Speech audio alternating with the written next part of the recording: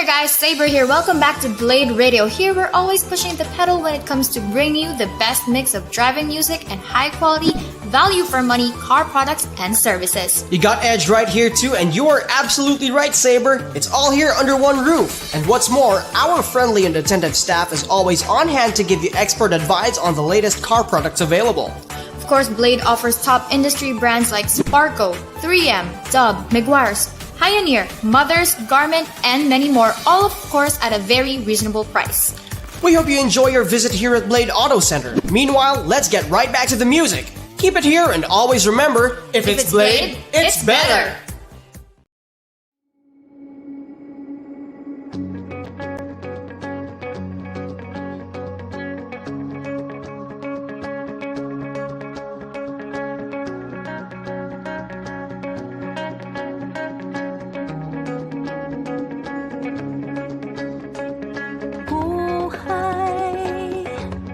Patuloy na umiikot,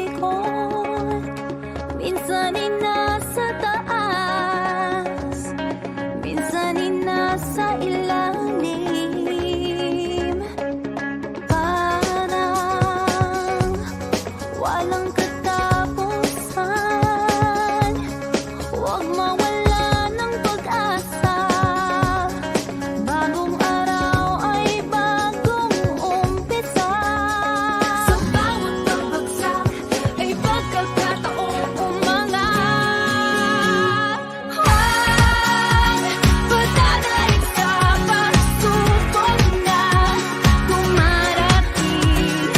Sa kadiliman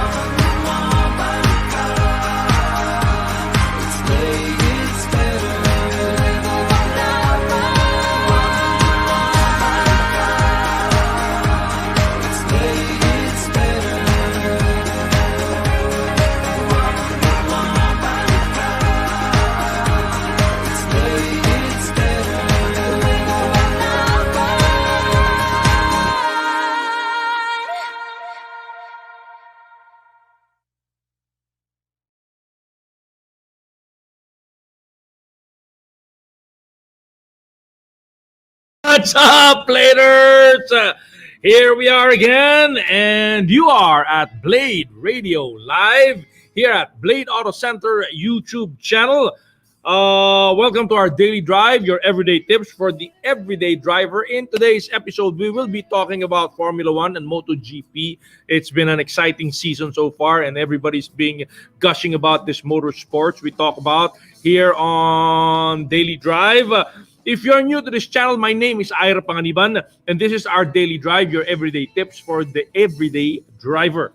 If you are new to this channel, please like, subscribe, and share, and follow Blade Auto Center on YouTube, Facebook, Lazada, and Shopee. All you have to do is look for the keywords Blade Auto Center. Tatlo lang yon, Blade Auto Center, and you will find us. Again, like, share, subscribe, and follow us, Blade Auto Center, on YouTube, Facebook, Lazada, and Shopee. Without any further ado, let's begin our daily drive. Let's begin the show. Before I go anywhere, I'd like to tell you that we are going to have a raffle at the end of the show. So for the first 50 sharers with sharer badges, you are qualified sa ating roleta. Just make sure na na-share ninyo at nakapublic ang ating programa at nakapublic siya. At mag-tag din kayo, 3 friends. Tag 3 friends. And then when you've done that, comment on the comment section, comments box below. At kapag okay na yon at nakita namin ang pangalan ninyo, ilalagay namin siya dyan sa nakikita nyong roleta. Mamaya at the end of the show, we will raffle off, we will spin that roleta, and the winner will be given a special prize from Blade Auto Center. Diba? A warning lang, you have to be at the end of the show. Pag binola namin yung roleta, kailangan present kayo at magsasabi kayong present dun sa comment box sa ibaba para manalo kayo. Pag wala kayong present, we will spin it again and get another winner until we find someone who will say present in our roleta raffle draw. Okay? Special prize goes to the winner later. I don't know what it is, but it's always fun to get a special prize from Blade Auto Center. Yan, di ba? On we go. Before I proceed, I'd like to tell you that for your car and motorcycle needs, Blade is now available on GrabMart. Same day delivery ito, parang Grab Food para sa mga gusto ng less hassle sa purchase transactions nila. Just download the Grab app and follow the 4 easy steps that you're seeing on your screen right now, and you will get what you order. Also, Blade is available on Zing app by Ayala Malls. Anywhere in the Philippines, maipapadala ang item order ninyo ng Blade gamit ang Zing app. Download nyo lang yung Zing app at follow the 4 easy steps. It's on your screen right now. Just do that, whatever it says there on the screen, and you will get whatever you order from Blade Auto Center. Dahil sa situation natin ngayon, gusto namin ng Blade na gawin ang inyong shopping easier and safer dahil pwede rin ang COD o kaya card payment na rin para cashless ang transaction. O, di ba? What are you waiting for? Download the Grab and Zing app at mag-shop online na sa Blade for your car and motorcycle needs. Before we go anywhere, I'd like to thank our sponsors. Please watch this. Blade Radio Live would like to thank the following sponsors: Dub Project, Hero Motorcycle Accessories, Micromagic Premium Car Care, Sparco Racing Accessories,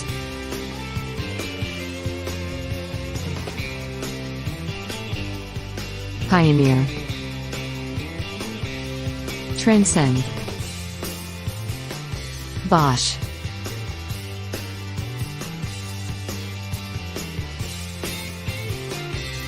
Perjua, Type S. If you like the programs at Blade Radio, please support our sponsors. And now, let's get back to our regular program.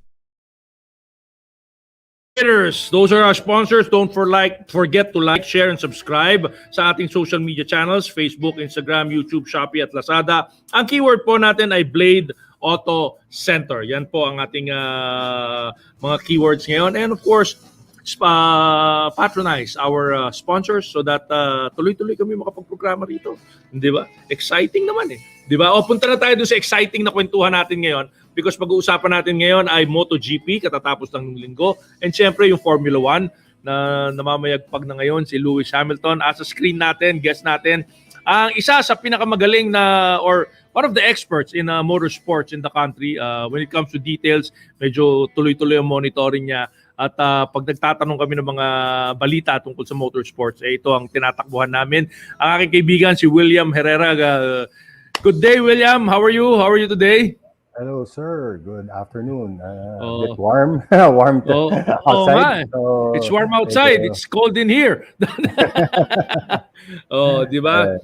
Yan po si William. Kung tinitignan niyo yung background niya, yan po ay drawing ng lahat ng track ng Formula 1. Screen grab nyo na, shak! Yan, no? Di ba? Pinakita niya sa'yo, screen grab nyo na para meron kayong drawing ng lahat ng Formula 1 tracks sa buong mundo. Yung mga sumasali sa F1 ngayon. But anyway, good morning, William. How are you today? How's everything? Good day, sir. We're doing well. Okay naman. Unfortunately, hindi pa rin tayo nakakabiyahe. So, we have to make do with watching the races on TV, cable and satellite. Yeah. Oo nga eh. Nami-miss ko na yung nami-miss ko na yung adrenaline tsaka yung live action, yung feeling yung live action pag nanonood ka ng karera doon mismo sa stadium, I'm sure we'll get back to that. I'm sure we'll get back to that pretty soon. I'm sure we'll be able to do that soon enough. I can't wait for it soon enough, but well, we have to. Anyway, last Sunday, MotoGP. Saan to? It's in Europe eh. Tawag dito. Bigla ako nakalimutan. Oo nga eh. Dali. Yeah, in France. In France, no? Jerez. Jerez is Spain. Spain pala. O nga pala. Kastila pala yung Jerez. Diba? Anyway, last Sunday. Exciting yung MotoGP race last Sunday. Yes, it was. Si Mark was sayang high side siya. Medyo minalas. So, give us a little bit of the highlights of the MotoGP race in last Sunday. Last Sunday. Okay, it was a flag-to-flag race, meaning nag-change yung conditions. So the riders took off, went on the grid and started the race on dry tires. Around, I think it was lap 4, everybody was sliding on the track. And it was really, really dangerous. So people swapped bikes. So their second bikes were with wet weather tires. And then they continued on racing. Talking about Mark, Mark was started out of the top 10, but was able to vault past a lot of people. That person has no fear. That person has no fear. After coming from 9 months rehab of his broken shoulder. Yes. Yeah. I was going to say that. He just came from a broken shoulder. He just came from repairing his broken shoulder. That maneuver he did last Sunday was like parang 16 years old siya na walang tama sa katawan. Walang takot. Walang takot, di ba? Yeah. Okay, anyway, go on, William. And then the eventual winner, si Jack Miller of Australia, riding Ducati, when he entered the pits to swap bikes because of the rain, he kind of sped up on the pit entry. The pit entry has predetermined speed. Medyo Jack wasn't able to hit the speed limit button. So he was deemed to have a long lap, actually 2. So which means there's a predetermined extra few corners that he has to go through to serve his penalty. But despite that, Jack was able to methodically gain ground on the leaders one at a time. Plus, it also helped that the people up in front were slipping and sliding, just like Mark. So, eventually, Jack took his second win. Second win, ano? Back to back. Oh. Yeah. Medyo you can say that Jack Miller, si Miller is a pretty good rider on wet Oh, yeah. on wet surfaces. Yes. Plus, the Ducati did help him a lot because it had all the power that others did not have at that race. So the Ducati power was there. Reviewing yung mga review tungkol dun sa Ducati ngayon, this Ducati for this year is saying that this is probably the best Ducati they have come out with for the MotoGP. I heard that. Of course, I'm not an expert on a Ducati, but yeah, I've heard that people were talking that this would be actually they're touted as the possible winners for the championship if they keep on the pace.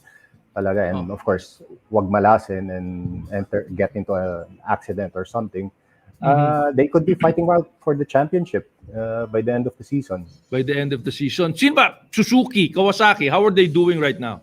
Okay. Now Suzuki. Okay.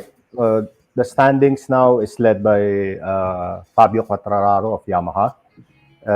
Of course, Pecco Bagnaia, Ducati, the second Ducati rider, and then Johan Zarco also of Ducati. The highest Suzuki. Oh, I can't see. Yeah, this is Johan Mir in sixth. In sixth. Yamaha is on the lead right now. Yeah, with Fabio. With Fabio, no? Quartararo. Yes. You think Yamaha will maintain the lead considering the challenge that Ducati is giving them at this moment, at least at the moment? At the moment, I believe it will be a tight fight. Yamaha has, I think, are good out of the corners, entering and exiting the corners, while Ducati has the top speed. So if the circuit that they're running on will feature long straights, then Ducati will have an advantage. But the twisty corners, the twisty layout, probably it will go to Yamaha. So it's a battle between power and maneuverability. Yeah, you have to get the balance right. You have to get the balance right. Kasi, kasi kung mabilis ka nga like the Ducati, you'll get the straights. But if you're not very far away from the Yamahas, when you hit the twisties, when you hit the turns, the Yamaha will take over the action and will just overtake you. And if there are more twisties than straights, lamang si Yamaha. If the track has more straights than twisties, lamang si Ducati. Is that how you see it? I believe so. I believe so. I believe so. Diba? I believe so. Yes, I believe so. Mukhang mas exciting nga tingnan nyo ngayon sa MotoGP. Yung MotoGP is kind of getting more exciting this year than the Formula 1 races. I mean, the Formula 1 races are really, really exciting. I mean, I have to say this, despite Lewis Hamilton taking over again. But still, yung MotoGP is more exciting to watch at the moment because the drama, the action are more unpredictable now than what they are with the Formula 1. Can you tell us more about this, William?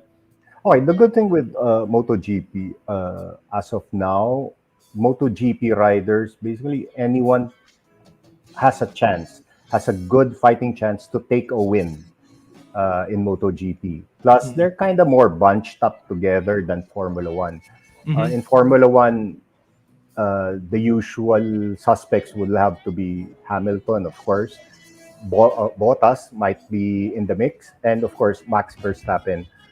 Red Bull, they're saying that Red Bull has the power engine, the horsepower needed to take the fight to Mercedes.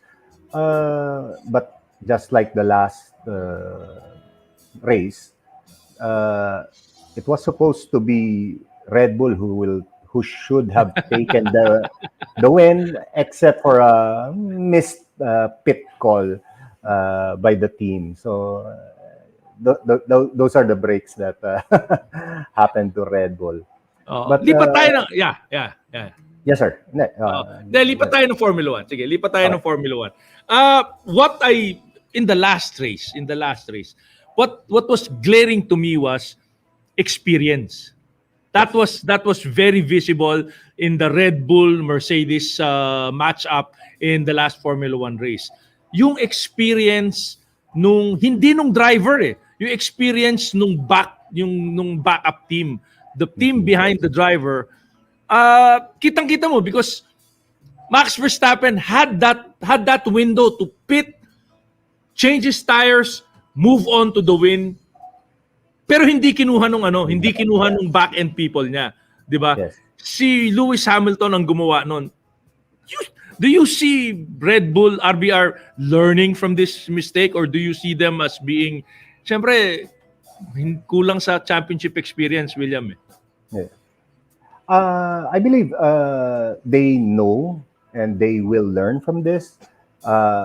It probably it'll be more like whatever Mercedes does, they will kind of copy on track just to ensure that they have a fighting chance. Because the last time that this happened, I believe it was Hungary 2019. Yeah. Max was leading the race, and then Lewis pitted an extra time, get fresh tires, and eventually whittle down the lead of Max to take the win. Just like what happened in the past race in Portimao. So Red Bull will have to, actually, they would have to learn and rethink everything and calculate on their feet, keep their brains tuned to the race, and excuse me, keep their race strategies all lined up and all prepare for all possibilities. The thing that reminds me of this how do you call this? A matchup, diba? This matchup is, I remember a long time ago during the time of Michael Schumacher, this would happen between him and Alonso,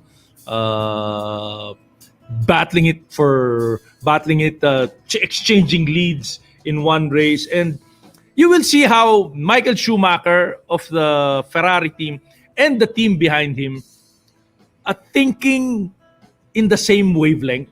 Nakikita mo yun kay Schumacher at saka dun sa Ferrari team niya na alam nila yung iniisip ni Michael Schumacher, and then they will study it from the back, and then they will get back to Michael Schumacher if they will agree on the strategy. And this is how Michael Schumacher does. This is how Michael Schumacher gets 10, 15, 20 seconds in front of everybody else because nagkakaintindihan sila ng team nila. Hindi ko makita yan dun sa RBR team with Max today. I would have to agree. Michael back then was on a different playing field talaga, a different level. If I'm not mistaken, Michael back then, whatever happens, every lap that he ran, he would gain about a quarter of a second, a half a second, that sort of thing. And those half-second things in a 60-lap race would be substantial. It's a huge thing. No, nasabi ko yun, Mike. Nasabi ko yun, William. Kasi in the last race din, di ba? Yung when Max overtook Lewis Hamilton. And then but he went out of the track. Now there was a decision to be made there. Do you keep the lead or do you give it away to avoid the penalty? Max was saying you should have let me keep the lead because kung 5-second penalty lang yan, kaya kong ano yan kaya kong ubusin yan, kaya kong i-cover yan dun sa tuloy ng takbo ko. 'Di ba? But yung decision ng back end was, ibigay mo para wala tayong penalty. Just to be sure. Yeah, yung driver mo has the guts and the arrogance to say, hindi, kaya ko yan. Yung back end mo, nervyoso. Di ba? But, okay, on the flip side, baka naman the engineers back at the garage see something on the monitors that the driver does not. Baka mag-overheat or the brakes are kind of worn down, that sort of thing. I'm not sure. I'm not making any excuse for them, but yeah, so it might not be just Max determining, I want to drive, I want to race, give me the chance, that sort of thing. As far as Lewis is concerned, in the past race, there were clips that came out that he was discussing while driving with the team, they were tossing back and forth scenarios that, oh, Lewis, can you do this? Can you add more time? Blah blah blah, which will help the strategy team, the back end, the guys at the back end at the garage to make better, accurate calculations that would basically give them the win. So Pero yun nga that's why I'm asking you because that would have been a one-off and we would yes. have said, I would have said na hindi, baka may alam yung back end na hindi Mm. alam ni Max Verstappen. Yeah. Yeah. But then we have this second race where Max Verstappen has it already and the back end makes a bad decision again. So Again. that's what I'm saying. Because if you talk to Max is the driver. He'll just race. Yeah. Yeah. If you ask him anything, I'll just race. I'll just drive. I'll just drive for as fast as I can. I mean, really, but di ba? I mean, Yeah. don't you agree that there's something a little bit not necessarily they need to off? fix it. Di ba? They need to But fix the- it. Yeah, but the experience, it's the experience I am thinking of. May kulang Okay, sa championship experience si back end ng Red Bull Racing to the point where they are second guessing themselves Okay. for dun sa decisions nila. Do Yeah. you think they're doing that at the moment? I think so, but I believe they're making changes na. I think, if I'm not mistaken, they kind of poached about 7 Mercedes engineers, and they kind of moved them, invited them to work at Red Bull. So if that's the case, then these less than 10 people will certainly have a say in what could be and could not be done by the strategy team to help Max or even Sergio win the race. I see. I'd also like to ask you this: Does a more forceful will a more forceful driver make a difference? I remember Michael Schumacher is a forceful driver. He will Yes. force his decision. I remember the former champion driver of Red Bull, Vettel, is a Vettel. very forceful driver. He will impose his decision. Max doesn't seem to be that kind of a driver. He seems to be, Yeah. well, I want He's this, not. but He's not. yeah, I want this, but okay, I'll do your decision. Will being a little bit more forceful Yeah. dahil alam niya yung ginagawa niya work for Max Verstappen. I remember the Iceman. Don't tell me what I'm doing. I know what I'm doing. He'll tell his team that. Di ba? I remember we were there. We were in there Abu Dhabi then. We were in Abu Dhabi then. Di ba? I remember that. That was Abu classic. Dhabi, yeah. Di ba? That was classic. That was Yeah. legendary. Di ba? But so Yeah. do you think a little more forcefulness from Max Verstappen help him to start getting one over Lewis Hamilton? Yeah, I believe so. Your observations are correct. He needs to kind of assert his number one leadership in number one status in Red Bull, to ensure that kahit paano, Red Bull will be there with a fighting chance to take the win at the end of the race. And I would like to add, Sergio also needs to step up because the team there, of course, in Formula One, there's the Drivers' Championship and the Constructors. Red Bull will not win the Constructors if Sergio keeps on finishing 4th, 8th, 10, Yeah. whatever. So he needs to be there with a fighting chance, a good chance to score decent points for the Constructors' Championship as well. So, galing, no? Ganda, no? Exciting. How do you, Yeah. tell me, how do you gauge the year? After, the last time we talked, medyo iffy pa tayo doon sa itsura eh. Ngayon ba, meron ka ng definite look at how the season will end up? For Formula One, smart money will still have to be on Hamilton. He's determined. He wants to win. He wants to keep on racing. Report says that by Silverstone in July, he wants his contract for 2022 ironed out. He wants to sign it immediately so that he can focus on racing. Because 2019, well, of course, 2020 was a throwaway year.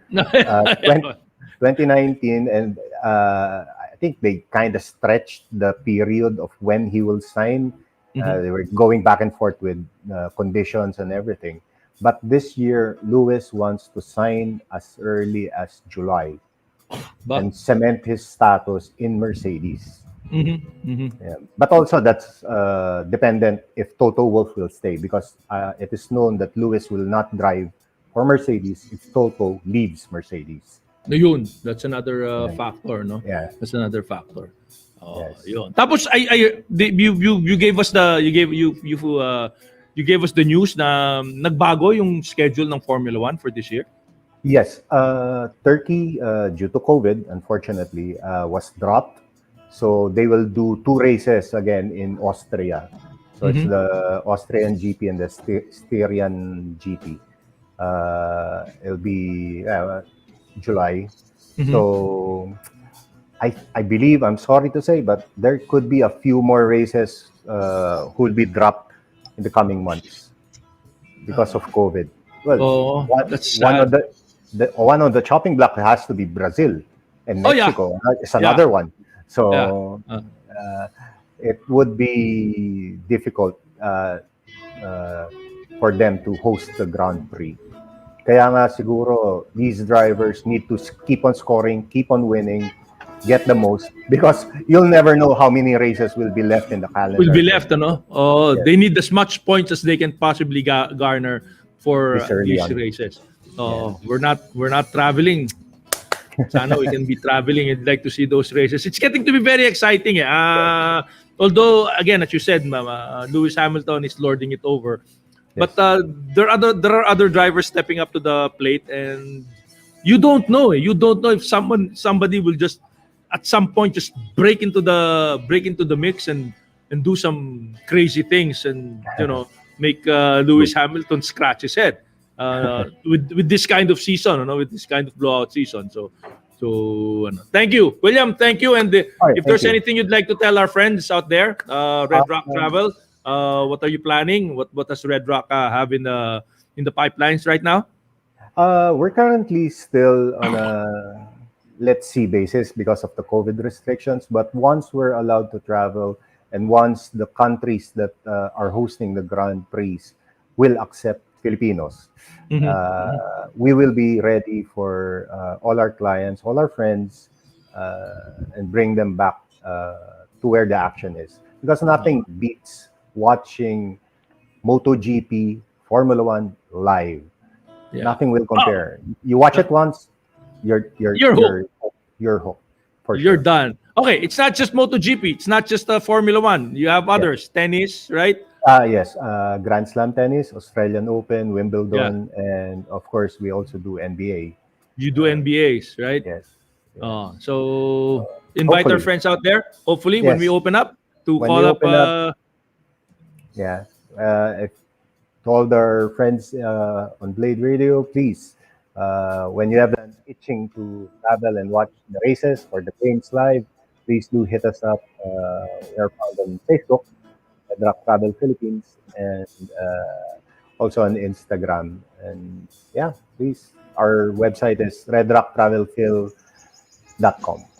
Right. Thank you very much, William. It's always nice Thank and you. fun Thank you. talking to you. I love those races. I love the insights that you give us about these drivers and their teams. Thank you very much. Have a good day, William. Thank you, sir. Have a nice day. Stay safe, everyone. All right. Bye-bye. That's William Herrera of Red Rock Travel. He brings us to the races. Literally, not figuratively, literally brings us to the races. I've seen a lot of races because of Red Rock Travel, and it's not so expensive to go to join the race. Huh? I mean, really, you can save up for it, and it will not cost you your life savings to to hook up with Red Rock Travel when we can travel. To hook up with Red Rock Travel when we can travel and go to the races. Okay, here we're back to here. Ow, mabigat ito. Boom. Yeah. Petshop.ph, your one-stop shop for all of your pet companions needs, your pet care needs. This is a smart heat. It's chow food for your hamsters and your rabbits. You can find it at petshop.ph. Of course, there's this, your premium organic cat shampoo. There you go, a cat shampoo. Your nice rose and jasmine oil for our dog plus. This is for your dogs. There you go. Let me turn around. There you go. There you go. And of course, these are your anti-tick and flea and anti-mage soap for your dogs. This should be good. You should take care of your dogs. You know, the tick and fleas, they are not good for you also physically. So get rid of them. You can find them at petshop.ph. Petshop.ph can be found at www.petshop.ph. And you can also find it at Shopee. The keyword is petshop_ph. Also in Lazada, petshop.ph. For physical stores, you can go to Clipper at Festival Mall in Alabang, Clipper at Harbor Point in Subic, Clipper in Marquee Mall in Angeles City, and Clipper at Feliz Mall in Marikina City. That is your petshop.ph. Yan, go to www.petshop.ph, your one-stop shop for all your pet needs. Yo, diba? Also, don't forget our Car Club Philippines Facebook group. This is the Facebook group that gives you an update on the road, on the spot, kung ano yung mga banggaan, kung may baha, kung may traffic. Also features some pasaway drivers. And in case something happens to you, or you have an emergency on the road, you can always post on their Facebook page, Car Club Philippines Facebook group. And one way or the other, someone will come over to help you or rescue you. That is our Car Club Philippines Facebook group. Go like, go subscribe, go share, diba? And follow it, like it, and follow it. Car Club Philippines Facebook group. Don't go away. I need you to see a few things from our sponsors.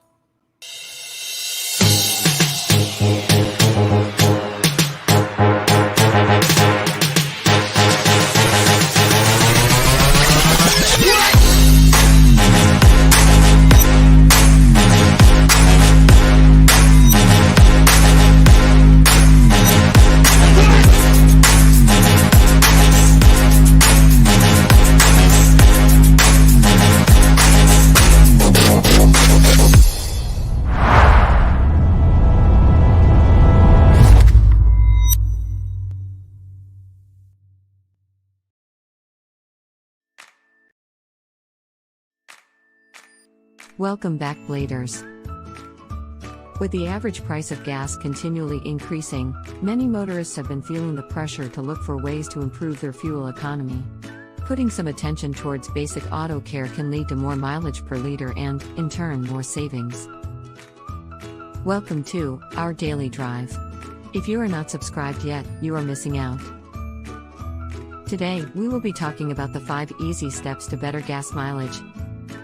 Number 1. Check tire pressure.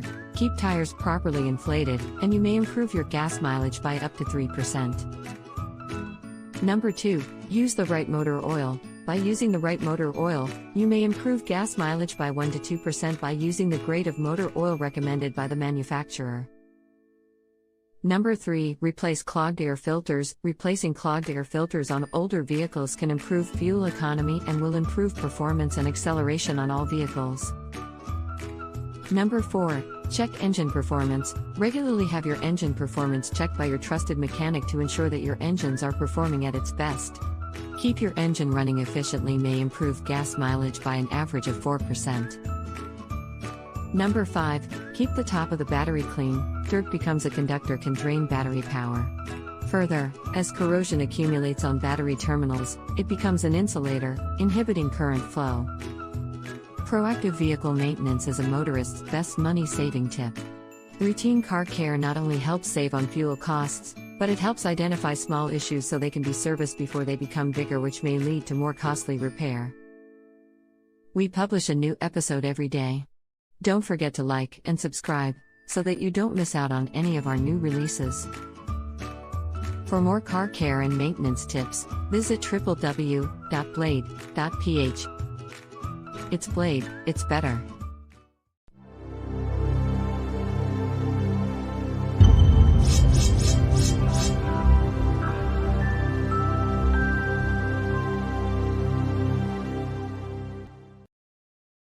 forget to take care of your car. The earlier you recognize warning signs, the earlier you repair them, the better it is for you and the safer it is for your drives around your car. Okay? Those are very good tips. We should follow them. Okay! Punta na muna tayo dun sa ating industry news. Let's have our industry news right now. Let's do a quick run-up of our industry news. Our first news is going to be about Volkswagen. They are now teasing their new concept electric vehicle hatch, the ID10. You can see on the video, you can see on the pictures, the president and CEO of Volkswagen, Rafe Brandstatter, showing off that new concept car. It's the Volkswagen EV hatch ID10. The new concept car shared by Brandstatter is more like a performance version of the ID3 electric hatchback sold in Europe, and it has matte gray finish with green accents, large wheels, Alcantara wrapped interior, green accent, and its rated output is 329 horsepower. It features a four-wheel drive system, and it runs 0 to 100 kilometers per hour in 5.3 seconds. That is Volkswagen's new electric vehicle. Our next industry news is about Lamborghini. They have now announced their Direzione Cortauri. What is Direzione Cortauri? It is what they call the direction towards electrification. Lamborghini's president and CEO has presented their plans and their steps that they are taking towards electrifying the process and programs of Lamborghini, including creating electric vehicle supercars, EV supercars, and also lowering the carbon footprint of their plants. They are going to be starting this out in their Sant'Agata Bolognese site, and they are going to reduce the carbon footprints of these sites. The Direzione Cortauri has begun, and it will continue to about 2035 when they believe they will have electrified all of their models, most of their models rather, and their manufacturing capability. That's our latest news from Lamborghini. The next will be our news about McLaren.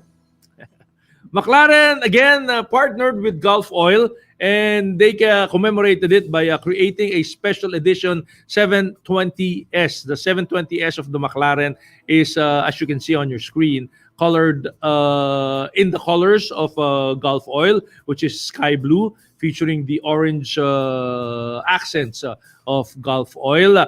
The Gulf special Gulf livery 2720S will serve as a tribute to the iconic racing design, as well as the successful connection between McLaren and the oil frame, which started with the brand's founder, Bruce McLaren. That would be for our industry news for the day. All right, those are industry news for the day. I'd like to show you something. This is the Pertua CAGS gear oil. This gear oil is very important for your car's transmissions, as this is a oil and this is fortified with Pertua's oil and metal treatment.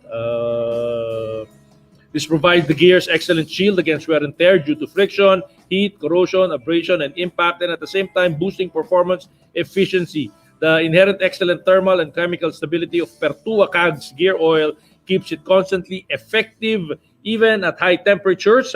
It has a proprietary ingredient that prevents oxidation, making both the gear and the oil last longer than their usual life expectancy. This is Pertua's CAGS gear oil. You can find this at any and all Blade Auto Center stores, or you can order it online at blade.ph, and you can have it anytime. That is our product for Blade at the moment. Oh, you see that?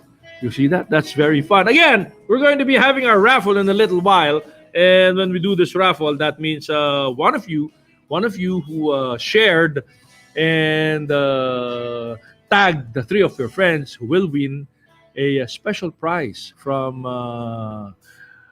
Blade Auto Center. And we can do that. Can we do that now? You want to do that now? We'll do the raffle now. O, raffle na natin. Di ba? Raffle na tayo! Raffle na ba? Raffle na ba? O, raffle na tayo. Raffle na. It's raffle time. And we're spinning it. Okay, you have to be here. You have to be present for you to win. You have to type present. Samantha Llanos. It's Samantha Llanos. Let's find out if she's here. Medyo may lag dun sa Facebook and going to here. So we're kind of giving them a few seconds to compensate for the lag. But at the moment, I'm going to count to 10. From this point onwards, if Samantha Llanos doesn't say present, then we'll have to do it one more time. Samantha Llanos is 1, 2, 3, 4, 5. Samantha Llanos, come on, catch up with the lag. 6, 7, 8, 9, 10. Naku, wala si Samantha Llanos. Sayang. Pinagbigyan na natin para sa lag. Okay, let's spin it again. Let's see kung aabot yung susunod na tatawagin natin. Di ba? We're compensating for the lag na. I'm sorry. We're compensating. Andy. Oh, hindi si Andy. A-N-N at saka D-Y. Yung apelyido D-Y. Andy. Okay, we're giving you a chance now. I know we're compensating for the lag. That's why I'm medyo delaying my counting so that you can catch up with the lag. So, Andy. Oh, yan. I'm going to start counting now. Please type present and then press send so I can see your name and we can give you the special prize we have for our guests, for our viewers here on Blade Radio Live. 1, Andy. 2, 3, 4, 5, 6. Oh, there she is. Present. Andy got it. Yan. Meron na tayong winner. And please get in touch with Blade Radio Live. You can communicate with our guys from the back end and tell them how we can get in touch with you so that you can claim your prize for the day. It's a special one. It's from Blade Auto Center, and I'm sure if you're a car lover, you are going to enjoy this prize from Blade Auto Center. That's it. Okay, that's my day for today. And before I go anywhere, I'd like to tell you guys to please stay with us every day. Watch us, monitor us. We do this every day. We have different personalities to entertain you and to educate you and to give you insights on a daily basis, Mondays through Sundays. On Mondays, we have Senpai Kazu every Monday for Iisang Pangarap. Every Tuesday, we have Love for her Blade Moto. Every Wednesdays is Mr. Right, di ba? For Blade Stories. On Thursdays, that's going to be me for my show, Our Daily Drive. On Fridays, we have Bloody Boom with Jack Logan. And on Saturday, we have DJ Rabito and the What's Up Bladers. And every Sunday, Blade Stories Reloaded naman with Mr. Right. Yeah, di ba? Ang ganda yan. Those are our lineups for every day of the week. And I am sure you guys are going to enjoy all the other guys who sit in this chair with me and deliver news, information, entertainment, and fun to you guys out there. But right now, I gotta go. Time's up. I have to give the seat up. But I'd like to say thank you very much. I'll see you next week. I'll see you next week again for our Daily Drive. My name is Ira Panganiban. Maraming salamat at kita-kits pa rin sa country's largest accessory chain store for cars, Blade Auto Center. Ira Panganiban signing out. Bye. Blade Radio Live would like to thank the following sponsors. Dub Project, Hero Motorcycle Accessories, Micromagic Premium Car Care, Sparco Racing Accessories,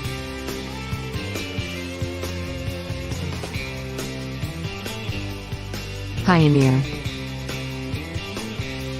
Transcend, Bosch,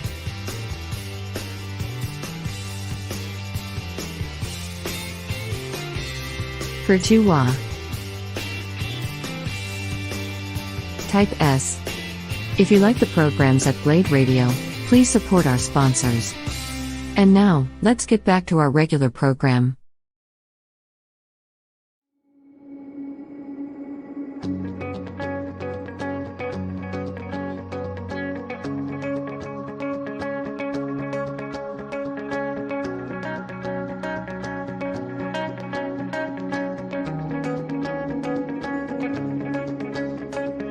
Buhay patuloy na umiikot, minsan ay nasa taas, minsan ay nasa ilalim.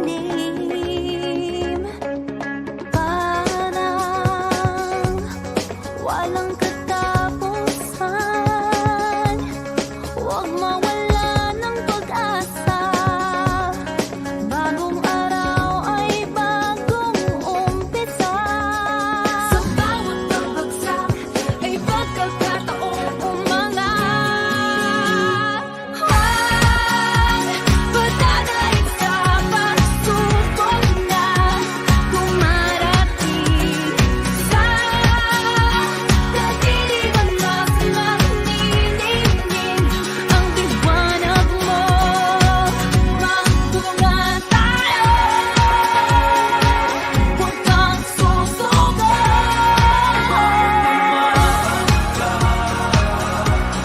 Tuloy mo ang laban.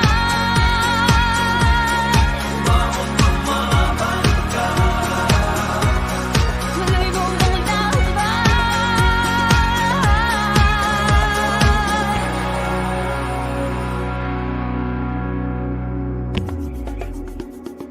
Buhay patuloy na dumadaloy, minsan kalmado tahimik, minsan lumaragasan. Parang laging nadadala, huwag mawala ng pag-asa.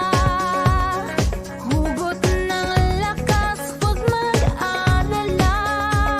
Sa bawat pagbagsak ay pagkakataong umangat.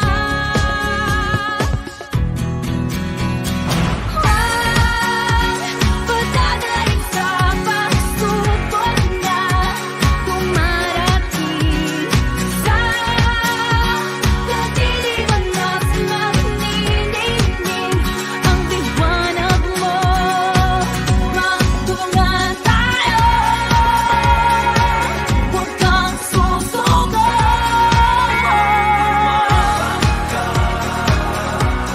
Tuloy mo ang laban.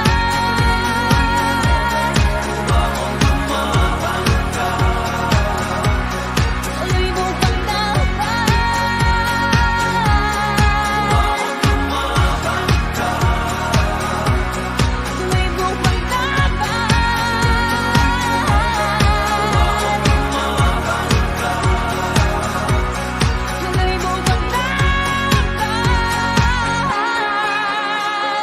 ang paglalakbay nagsisimula sa unang hakbang at makakaya.